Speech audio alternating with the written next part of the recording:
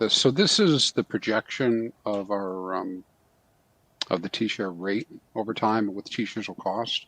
Now, clearly, what's happened is we've got very short time frames right now, where on average it's way low, right? In terms of what people are staking for, not getting as many long-term stakes. That's been going on for a good year or so, right? And it's kind of at the pinnacle now. So what does that mean in terms of what you're asking?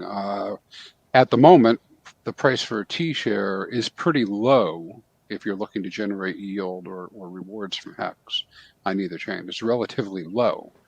And that's a combination, of course, of the share rate and the price.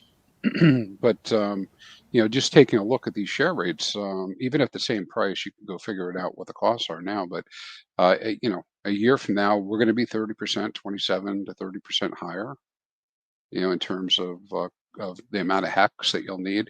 And by the end of this cycle, I would expect, if the cycle ends in 25, that we'll be plus 50%. And so what that means is now, at least if you were interested in mining, and I know always some hecklers aren't interested in this, right? But if you were interested in mining, it's like a no-brainer that if you're going to go purchase or swap for HEX, get it now and get the T-shares, because otherwise you're just going to be paying a much higher rate later, both in cost and rate. So I think that there's a tendency right now to stay liquid. I hear it on a lot of channels, right? And I also think there's a tendency, if you are going to mine, to only mine short. And both of those are viable strategies, right? They're viable. I mean, they're real. But it doesn't necessarily mean they're the best strategies, or, it might be best for you, but maybe not the best overall strategy. It always leads back to, if you're going to do mining, you probably should be looking at a ladder and get exposure out in later years, so that you get as many T-shares as possible. And as part of that, just an aside, I am coming around pretty quickly to upgrading my minimum estimates on payouts, because payouts I have been on a trend and continue to trend up a lot faster than even my most conservative model.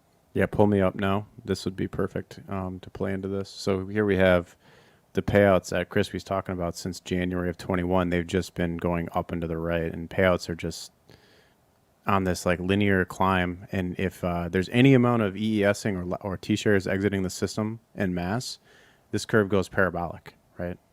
Because there's less T-shares, and the daily payout then chases, right? And so what we've seen in Bitcoin with this is this instead of a mining death spiral, it's like a mining self-fulfilling prophecy. So like here's Bitcoin on the bottom here. This is the bottom dashed line is Bitcoin price, and the upper line is the hash rate of the global network. And you can see here how Bitcoin price chases the hash rate.